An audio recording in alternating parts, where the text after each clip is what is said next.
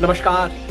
गर्मी के झुलसते हुए दिन जब शाम को अचानक काले बादल आए और 4 बूंद पड़ जाएं, तब जैसा महसूस होता है वैसा ही आज महसूस हुआ। अंधेरे गुफा में जैसे एक टिमटिमाती हुई सी रोशनी दिख गई। आज 3 दिन की सुनवाई के बाद सुप्रीम कोर्ट ने बिहार में एसआईआर के मामले में अपना अंतरिम आदेश, या यूं कहूं तो अंतरिम आदेश का पहला टुकड़ा, पहला मुखड़ा सुनाया है। लेकिन इस छोटे से पहले मुखड़े में जो संदेश है इतने गहरे हैं और इतना सुकून देने वाले हैं। पिछले 1.5 महीने से मैं सब कुछ छोड़ के इस पे लगा हुआ था। लोग कह रहे थे पागल हो, लगे रहते हो, क्या होगा इस चीज से, तुम्हारे अकेले करने से क्या होगा। लेकिन साथी जुड़े, काम हुआ और बीच बीच में लगता था कि पता नहीं कुछ निकलेगा भी या नहीं। तो लोग पूछते थे और मैं कहता था यार देखो, कम से कम ये कोई ना कहे कि तुम्हारे जीते जी इस देश में लाखों लोगों का वोट छीना गया और तुम चुप रहे। तो बोलना हमारा धर्म है, बाकी देखी जाएगी। लेकिन आज उसका पहला संदेश मिला सुप्रीम कोर्ट में। ध्यान कीजिए, पिछले 2 दिन से इस देश का गोदी मीडिया आपको क्या बता रहा था कि सुप्रीम कोर्ट तो चुनाव आयोग से पूरी तरह सहमत है। सुप्रीम कोर्ट कह रहा है ऐसा आत्मा की कोई बुराई नहीं है। सुप्रीम कोर्ट कह रहा है 65 लोगों का नाम जो काटा गया है ठीक ही कारण से काटा गया है। सुप्रीम कोर्ट कह रहा है कि आधार वाधार का कोई जरूरत नहीं है। ये सब बातें आपको गोदी मीडिया पिछले 2 दिन से बता रहा है। मैं पहले दिन खुद कोर्ट में था और कल और आज दूसरे और तीसरे दिन ऑनलाइन उस सबको फॉलो करता रहा। मुझे लगा कि ये तो कोर्ट नहीं कह रहा है। आज जब सुनवाई का पहला हिस्सा पूरा हुआ तो कोर्ट ने अंतरिम आदेश दिया। ये समझ लीजिए क्या है क्या नहीं। ये बहुत बड़ा मामला है और कोर्ट ने इस पे अपना, हमने तो कहा है कि आप यहाँ पे इस पूरी प्रक्रिया को गैर संवैधानिक मानते हुए खारिज कीजिए। सिर्फ बिहार के लिए नहीं, बाकी सबके लिए खारिज कीजिए। सुप्रीम कोर्ट ने फिलहाल उस सवाल को साइड में रख दिया, कहा है कि हाँ इस पे गौर करेंगे लेकिन अभी इस पे निर्णय नहीं। बिहार के बारे में भी सुप्रीम कोर्ट ने कहा कि अभी हम बिहार में होना चाहिए या नहीं, उस पर अंतिम निर्णय नहीं देंगे। अंतरिम, इंटरिम, बड़ा निर्णय लेने से पहले कुछ तात्कालिक राहत देने का जो वो काम आज सुप्रीम कोर्ट ने किया है और उसका भी पहला हिस्सा किया है। यानी कि सुप्रीम कोर्ट ने कहा कि इसको 2 टुकड़े में बांट देते हैं। एक है वो कि जो 65 लाख लोग जिनका नाम कट गया है उनके बारे में अंतरिम आदेश, जो राहत देनी है वो हम आज देंगे, और बाकी जो 7 करोड़ 24 लाख लोग बच गए उनके बारे में आदेश हम अगले हफ्ते शुक्रवार के दिन हम मिलेंगे, तब उनके बारे में आदेश देंगे। महत्वपूर्ण बात क्या है आज के आदेश में? आदेश के विस्तार में अभी बताता हूं, लेकिन 3 बात याद रखिए। पहला, आदेश ने ट्रांसपेरेंसी, पारदर्शिता के नियम को रेखांकित किया है कि आप चुनाव आयोग को आपको पारदर्शिता से व्यवहार करना पड़ेगा। इन 65 लाख लोगों की सूची सबके सामने सार्वजनिक करनी होगी। नियम बना दिया और कहा है कि इसकी कंप्लायंस रिपोर्ट, यानी कि हमारे आदेश की अनुपालना हुई, इसकी रिपोर्ट लेके आइए। बहुत बड़ा एक निर्णय है। दूसरा, उससे भी बड़ा निर्णय, सुप्रीम कोर्ट ने एक मायने में 11 दस्तावेजों की जो सूची थी, जिसके बारे में हम बार बार कह रहे थे कि 11 दस्तावेज तो आधे से ज्यादा लोगों के पास इनमें से एक भी नहीं, और बार बार कह रहे थे कि जो दस्तावेज है लोगों के सामने पास वो आप क्यों नहीं स्वीकार कर रहे। एक तरह से सुप्रीम कोर्ट ने आज आधार को उस सूची में शामिल कर दिया है। बहुत बड़ा फैसला है, केवल बिहार के लिए नहीं, पूरे देश के लिए। क्योंकि कर करा के अब देश के ज्यादातर लोगों के पास आधार तो है, और उन्हें बताया जा रहा था 15 साल तक लोगों को दौड़ाने के बाद कि आधार करो, आधार से लिंक करो, ये करो वो करो, अब बताया जा रहा था कि आधार तो महत्वहीन है। तो कोर्ट ने कहा कि नहीं, ये नहीं चलता। ये दूसरा महत्व का निर्णय है। और तीसरा जो निर्णय नहीं, लेकिन कोर्ट ने आज जो कहा है कि हम इसकी लगातार निगरानी रखेंगे। 1 सप्ताह बाद फिर हियरिंग है और मेरी उम्मीद है कि उसके बाद भी हियरिंग का सिलसिला चलता रहेगा। यानी कि सुप्रीम, अब ये सारा मामला एक थर्ड अंपायर की निगरानी में होगा। जब अंपायर टीम का मेंबर बन जाए तो थर्ड अंपायर की जिम्मेवारी नहीं होगी। सौभाग्य है हमारे देश के लोग, थर्ड अंपायर ने।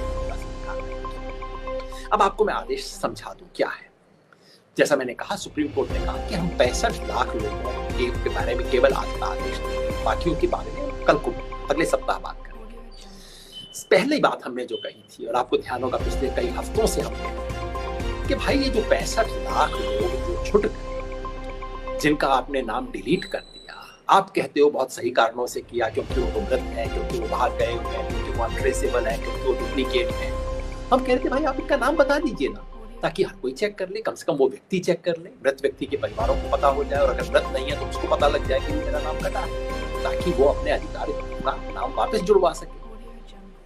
चुनाव आयोग इससे कतई इनकार करता। झक मार के 7-8 दिन पहले प्रशांत भूषण सुप्रीम कोर्ट दोबारा गए, केवल इसलिए कि भाई ये आंकड़ा तो दिलवा दीजिए, हम आपके सामने क्या तर्क लेके आएंगे अगर ये आंकड़ा भी हमारे पास नहीं। लेकिन चुनाव आयोग ने बेशर्मी से एफिडेविट दे दिया कि नहीं, ये तो हमारी कानूनी जिम्मेवारी नहीं है, ये सूचना हम नहीं देंगे।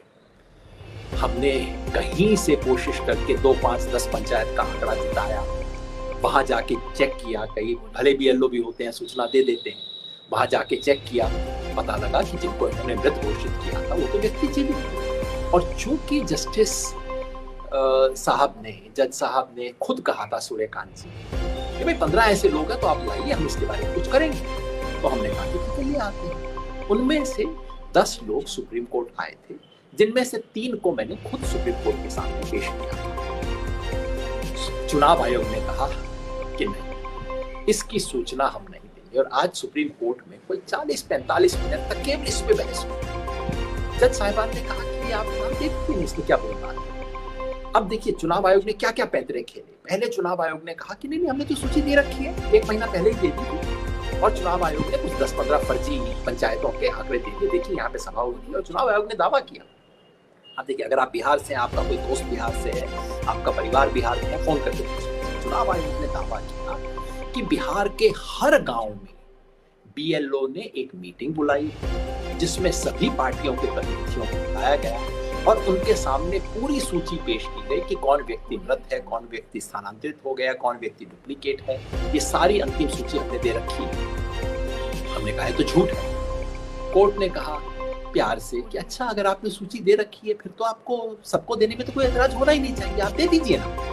चुनाव नहीं, ये नहीं करेंगे, सब स्थानीय सूचना देंगे, बाकी किसी को, इनको ADR वालों को देने की क्या जरूरत है। चुनाव आयोग ने कहा कि अगर कोई व्यक्ति बाहर है उसको पता तो लगना चाहिए कि मेरे परिवार का है या नहीं है। यदि वो खुद मजदूर है, वो किसी से पूछ सकता है कि भाई मेरा वोट है कि नहीं है, उसको क्यों नहीं पता लगना चाहिए। चुनाव आयोग ने कहा ठीक है, फिर हम ऐसा करेंगे, गांव स्तर के ऊपर हम लिस्ट दे देंगे। कोर्ट ने कहा कि नहीं, आप इसको इलेक्ट्रॉनिक फॉर्म में क्यों नहीं देते, वेबसाइट पे क्यों नहीं देते। चुनाव आयोग ने कहा कि अगर वेबसाइट पे दे देंगे तो प्राइवेसी का उल्लंघन हो जाएगा। देखिए क्या क्या कुतर्क देते हैं, प्राइवेसी का उल्लंघन, और कहीं से कोर्ट का जजमेंट ले आए कि साहब इससे तो प्राइवेसी का उल्लंघन हो जाएगा। मतलब 7,24,00,000 लोगों के नाम CEO की वेबसाइट देने से प्राइवेसी का कोई उल्लंघन नहीं हुआ, जो आज भी पड़े हैं, होने चाहिए हैं। लेकिन 65 लाख लोग, जिसमें से 22 लाख मृत लोग हैं चुनाव आयोग के हिसाब से, उनकी प्राइवेसी का उल्लंघन हो जाएगा अगर आपने कह दिया कि भाई ये इन लोगों का नाम इस कारण से कटा है। खैर, इस कुतर्क का भी मुकाबला हुआ। फिर चुनाव आयोग ने कहा अच्छा, हम ऐसा करेंगे, जिला स्तर पे दे देंगे, जिला डिस्ट्रिक्ट इलेक्शन ऑफिसर जो कि DM हुआ करता है, हम डिस्ट्रिक्ट इलेक्शन ऑफिसर की वेबसाइट के ऊपर ये लगा देंगे बूथ वाइज। मुझे लगा इसमें कोई खेल है।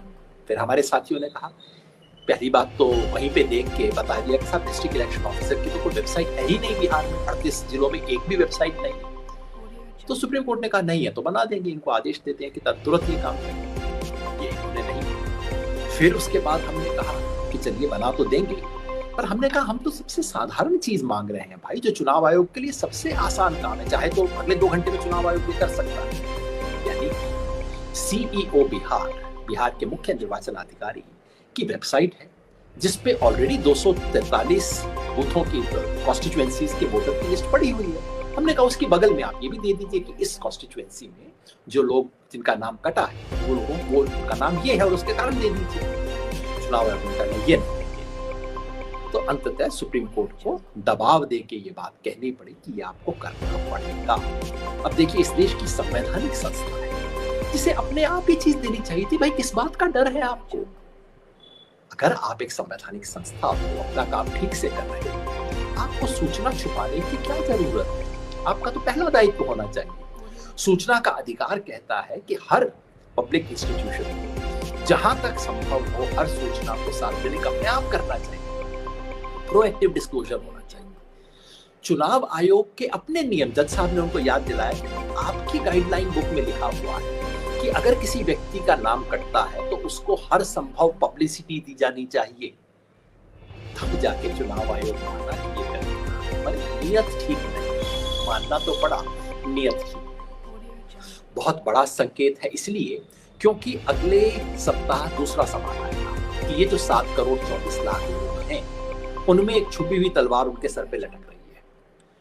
बीएलओ ने ये लिख के दिया है काफी लोगों के बारे में कि वो तो उनका नाम रिकमेंडेड नहीं, मतलब उनका फॉर्म अपलोड कर दिया है, लेकिन साथ में नीचे लिख दिया है नॉट रिकमेंडेड, मतलब ये नाम तो अपलोड कर रहा हूं लेकिन इसका नाम वोटर लिस्ट में होना नहीं चाहिए। हमें पहले पता नहीं था, बाद में पता लगा। मैंने सोचा ये औपचारिकता होगी, किसका कटेगा, लेकिन बाद में जब आंकड़े पता लगे, क्योंकि प्रशांत भूषण ने कोर्ट के सामने पेश किए, उससे पता लगा कि 2 जिलों में 10 और 12%, दरभंगा में 10.6% लोगों के नाम के आगे कांटा लगा हुआ है, मतलब नॉट रिकमेंडेड लगा है, और कैमूर में 12.6% लोगों के नाम के आगे नॉट रिकमेंडेड है। अभी तो पता नहीं किशनगंज, अररिया और पूर्णिया में क्या स्थिति होगी, हम नहीं जानते। बार बार पूछा कि भाई आप इसका आंकड़ा दे दो ना, चुनाव आयोग चुप।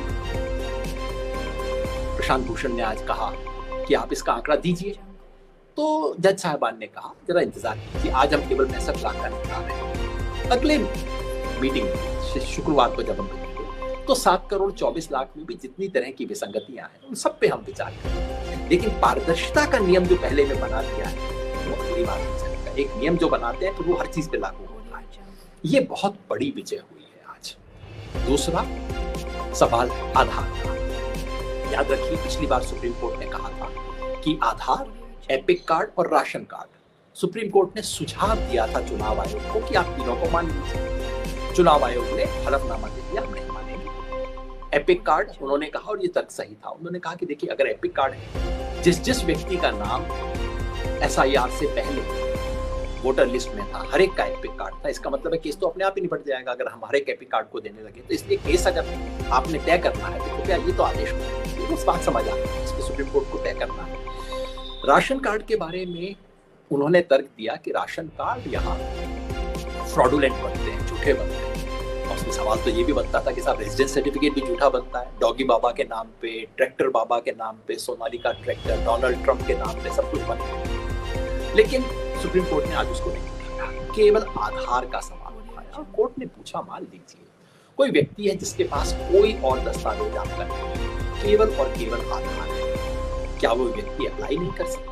आपके क्लेम एंड कंप्लेन वाला जो हिस्सा है जो उसको चुनाव आयोग को स्वीकार करना, ये इसको स्वीकार करें। तो सुप्रीम कोर्ट ने आज आदेश दिया है उसमें लिखा है इस 65 लाख, क्योंकि पूरा आदेश जो है 65 लाख के बारे में है, और इसके बारे में जो शब्दावली है वो शब्दावली केवल 65 लाख की नहीं है। क्यों ये मैं इसलिए स्पष्ट कर रहा हूँ क्योंकि कई टेलीविजन चैनल पे चल रहा है कि सुप्रीम कोर्ट ने कोई आदेश आधार के बारे में दिया नहीं। कोर्ट ने तो केवल जो 65 लाख लोग हैं उनके बारे में आदेश दिया है कि इन लोगों को वो मिलेगा, इन लोगों के लिए आधार मांगेगा। ये हास्यास्पद ये कहना, मैं इसलिए पंक्ति ढूंढ रहा हूँ कि आपको पढ़ के सुना दूं। कोर्ट ने बिल्कुल लिखा है स्पष्ट रूप से कि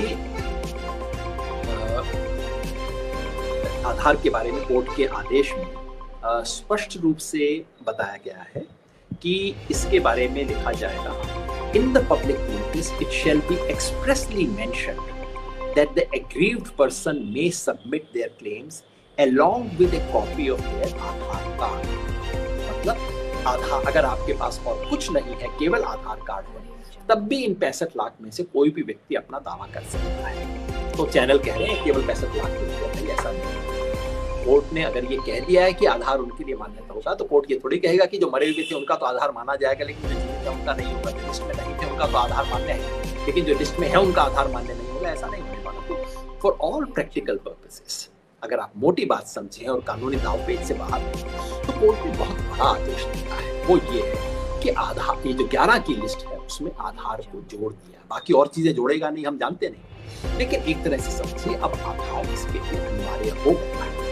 और ये होने के बहुत बड़े इम्प्लीकेशन है, क्योंकि बार बार हम कह रहे थे देश की आधी आबादी तो बाहर निकल जाएगी वोटर लिस्ट से, लेकिन आधार सबके पास है, सबका मतलब 90% के पास है। तो एक एक व्यक्ति की समस्या नहीं सुलझेगी, और जिसके पास आधार नहीं है उसको भी पूरा अधिकार होना चाहिए इस देश में वोट देने का, क्योंकि वोट देने का अधिकार आपके जन्म और स्थान इन दो से संबंधित है और किसी चीज से संबंधित नहीं है। ये सुप्रीम कोर्ट का ऑर्डर है, देख रहे हैं, क्योंकि आज शाम को अपलोड होने वाला है। और मैं जिसका जिक्र कर रहा था वो इसका पॉइंट नंबर 7 जो दूसरे पेज पे आप देख रहे हैं। तो ये पूरा जो मुख्य आदेश है, पूरा मुख्य आदेश इसके अंदर है, जो कि स्पष्टतः बताता है कि क्या क्या किया जाएगा। और देखिए जो अंतिम बात है वो ये है, election commission of India shall obtain a compliance report from all the booth level officers and district election officers and place it on record as a collated status report.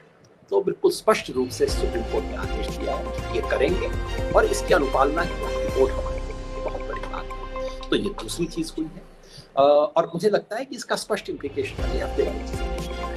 और तीसरी बात, कोर्ट ने 22 तारीख फिर फिक्स कर दी है और कहा है कि बाकी चीजों को हम 22 तारीख को देखेंगे।